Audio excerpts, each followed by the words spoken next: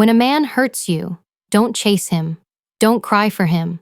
Don't explain yourself to him. Confuse him with silence. Because silence isn't weakness. It's power. It's the kind of power that doesn't scream, doesn't beg, doesn't prove.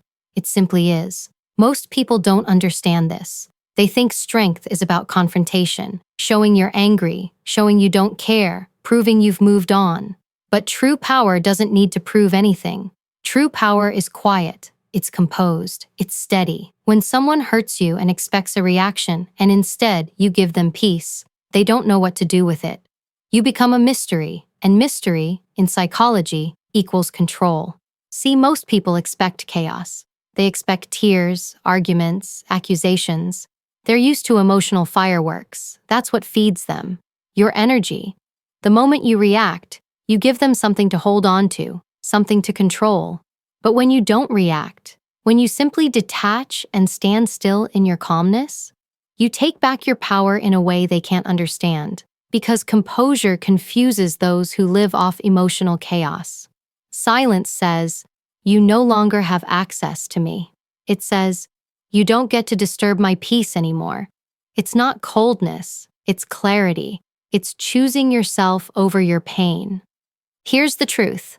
People hurt you because they know you care. They know you'll respond. They count on it. So, when you stop feeding them with that reaction, you take away what they came for. They expected you to fight, to chase, to beg for answers. But when you give them nothing, not anger, not sadness, not explanation, you become unpredictable. And unpredictability is power. Because in that silence, they start to question everything. Did she stop caring?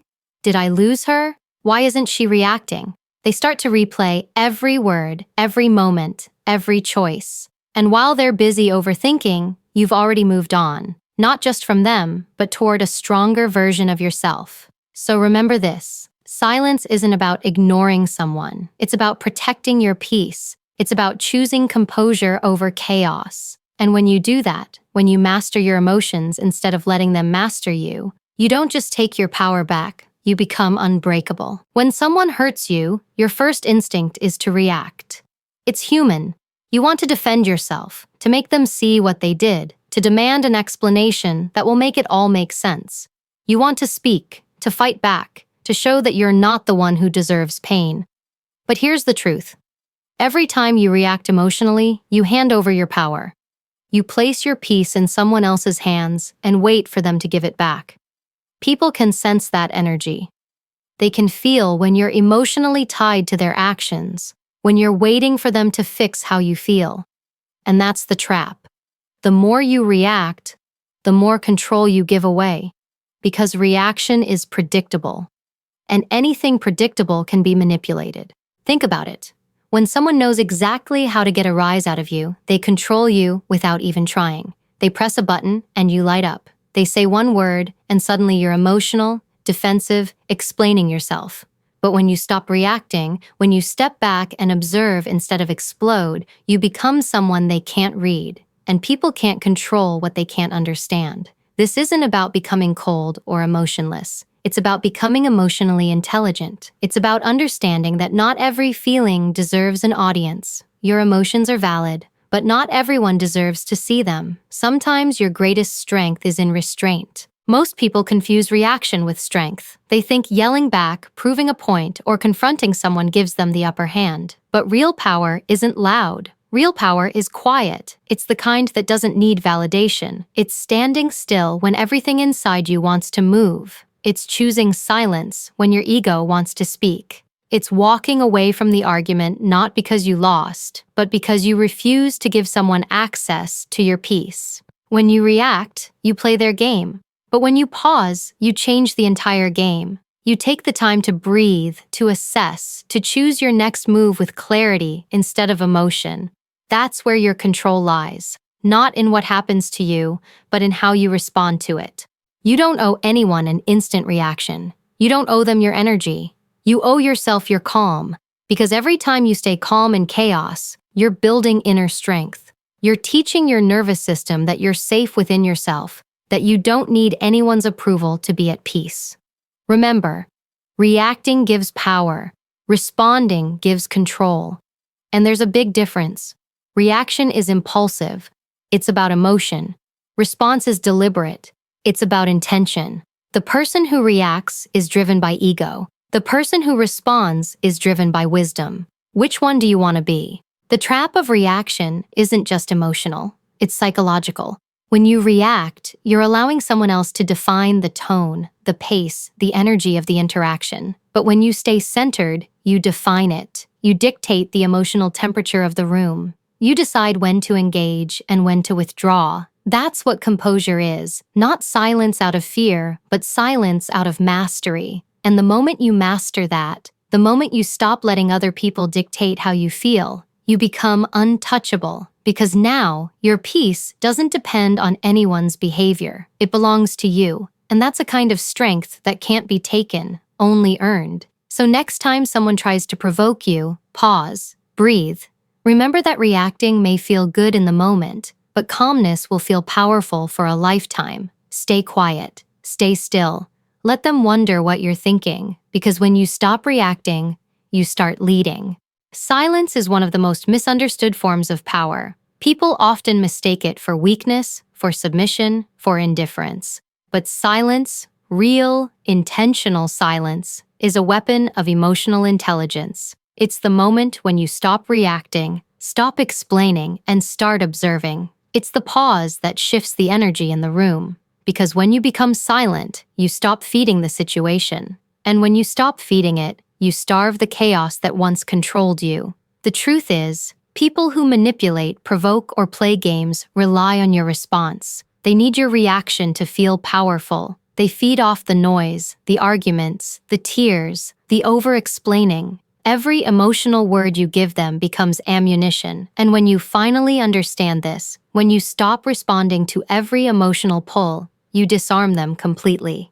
Silence becomes your armor. When you stay quiet, something fascinating happens. The person who expected to control your emotions suddenly loses control of theirs. They don't understand it. They don't know what you're thinking. They don't know if you're hurt, if you're angry, or if you've already moved on. That uncertainty eats at them, because control thrives on predictability, and silence is unpredictable. This is the psychology of silence. It's not passive. It's not about pretending you don't care. It's about being grounded enough to choose when, how, and if you respond at all. You're no longer reacting impulsively. You're responding with purpose. And sometimes the most powerful response is no response. Silence also creates space. Space for you to think, to breathe, to process. When you react instantly, you give away your thoughts before you've even understood them. But when you pause, when you hold your words, you gain clarity. You start to see the situation for what it truly is, not what your emotions are trying to make it. You start noticing patterns, who provokes you, how they do it, and why. That awareness is power. That awareness keeps you from walking back into the same trap. People who are loud often believe volume equals strength, but true power rarely needs to raise its voice. It's calm, it's poised. It's the kind of presence that doesn't demand attention. It commands it. When you can sit in silence while others try to shake you, you show a level of control that most people never reach. It's not that you don't feel, it's that you've learned to master what you feel. Silence also teaches people how to treat you. When you stop explaining your worth, you stop inviting disrespect. You no longer chase validation or closure because you understand that dignity doesn't need an audience. The quiet confidence that comes from restraint speaks louder than any argument ever could. When you don't react, you show people that you can't be emotionally hijacked. You're centered, grounded, focused. And there's another layer to it. Silence isn't just what you withhold from others, it's what you give to yourself. It's the space to reconnect with your own voice, your own strength. In a world that constantly pushes you to speak, defend, and justify, silence becomes a form of rebellion. It's saying, I don't need to prove anything to you. I know who I am. That's the beauty of emotional discipline. When you master silence, you're no longer moved by what others do. You stop seeking reactions from them too. You stop needing apologies, validation, explanations. You simply stand firm, calm, certain, powerful. Because you've realized that silence is not the absence of communication. It's the highest form of it. It's where your peace speaks louder than your pain. So when someone tries to provoke you, remember this. You don't have to meet their chaos with chaos. Meet it with stillness. Let them talk. Let them guess. Let them wonder. Because silence doesn't mean you lost your voice. It means you finally learned how to use it wisely. When someone hurts you, they expect a reaction. They expect you to lose control, to question yourself, to chase after their approval. That's how they maintain power, through your emotional dependency. But the moment you stop reacting, the moment you stop giving them that satisfaction, everything changes. The energy shifts, the balance turns. They start to feel something they didn't expect, uncertainty. And uncertainty makes powerful people nervous. The truth is, the people who play with your emotions do it because they believe they can. They believe they have access to your peace, your thoughts, your confidence. But when you decide that your emotions are off limits, when you decide that your mind is your own territory, they lose the very control they once held. That's how you shift the power dynamic. Not by fighting harder, not by trying to win them back or prove them wrong, but by removing their access to your inner world. When you stop explaining yourself to people who already made up their minds, you take back control.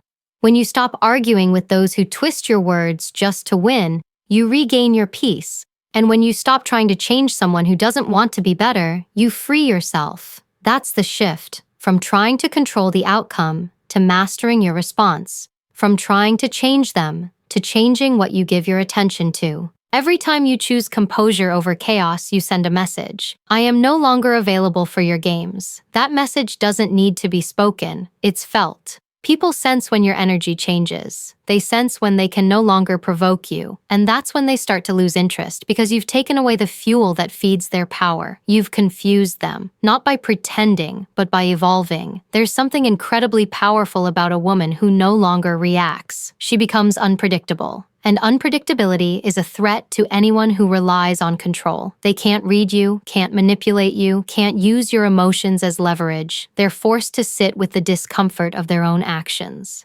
That's what silence does. It reflects their behavior back at them. And in that mirror, they're left to face themselves. This is not about revenge or proving superiority. It's about rising above. It's about choosing growth instead of chaos.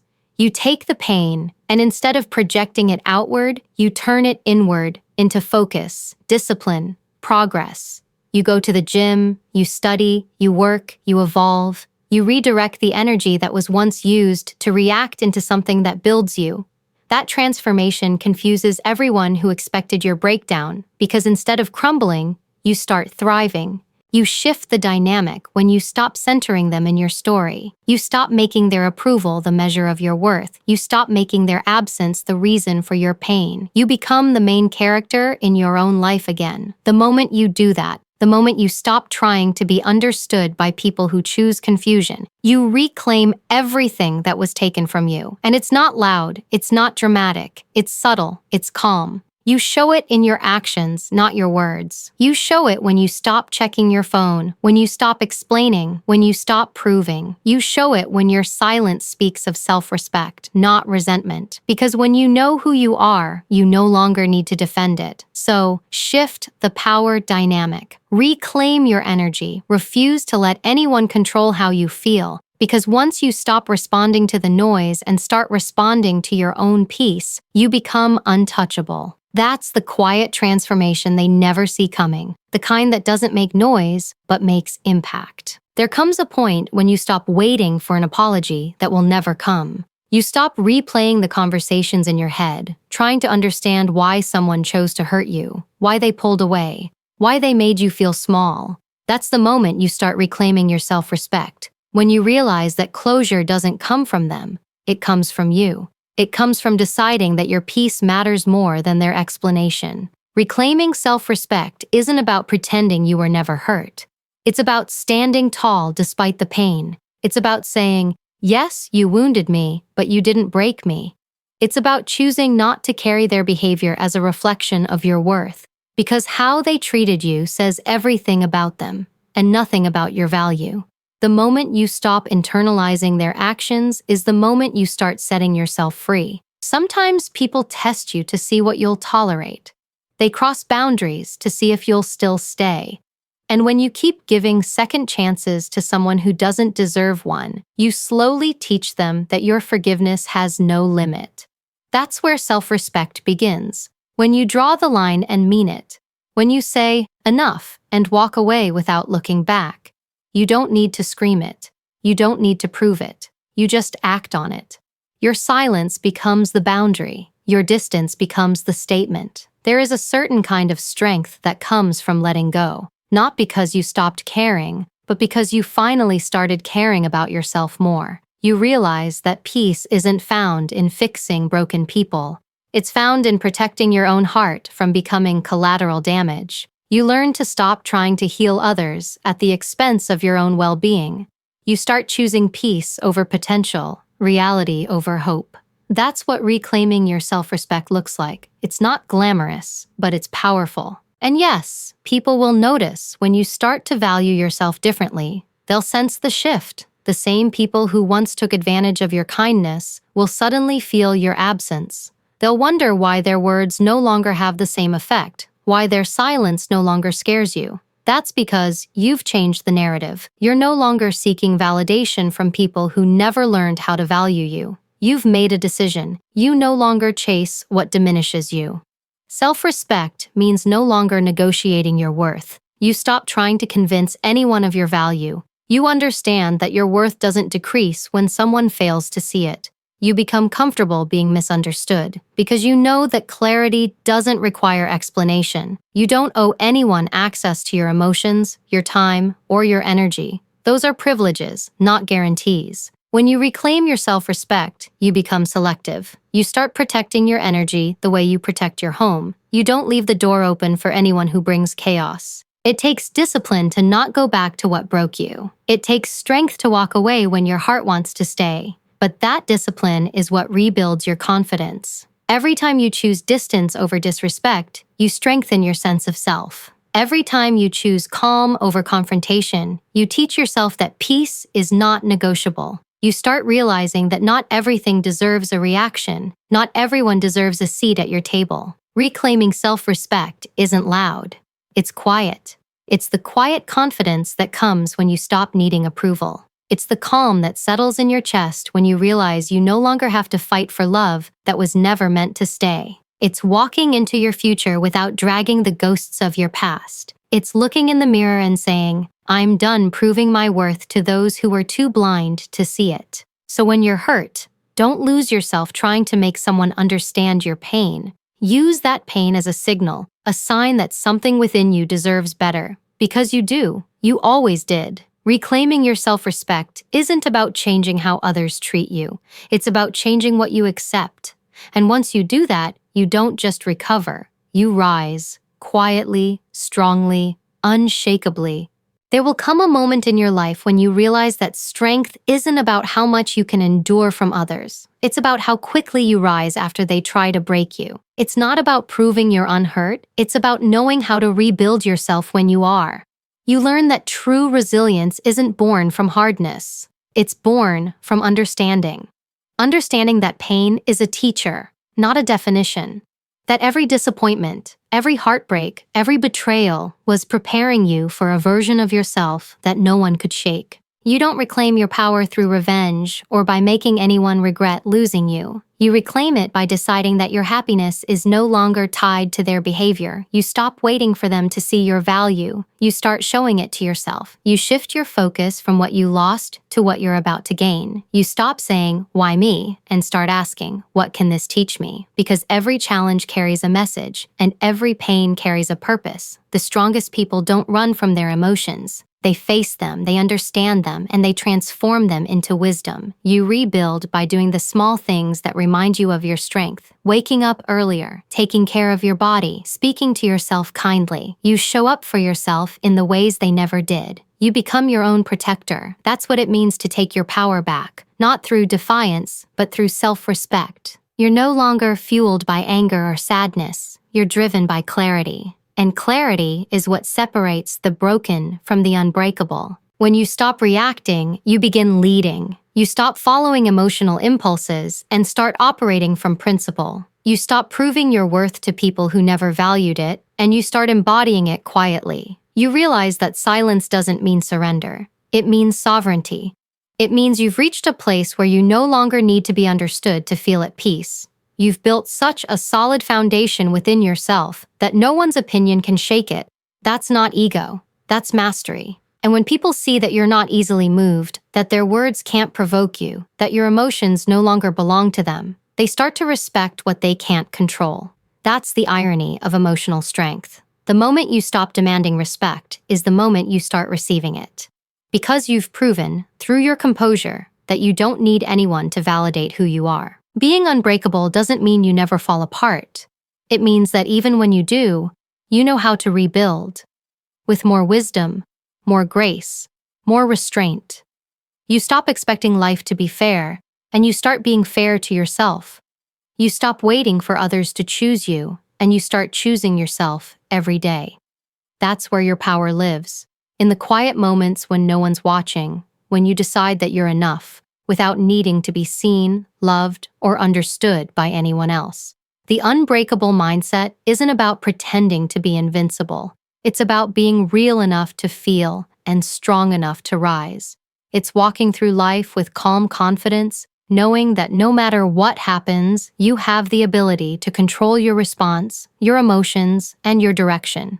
You no longer seek peace from the outside, you create it within. And that kind of peace, the kind that isn't dependent on anyone or anything, that's real power. So stand still, breathe deeply, remember who you are. You've already survived everything that was meant to destroy you. You don't need to prove your strength, you are living proof of it. The unbreakable ones aren't the loudest or the hardest or the coldest. They are the calmest in the storm, the most composed in the chaos, the ones who rise quietly, powerfully, unshakably, and never look back.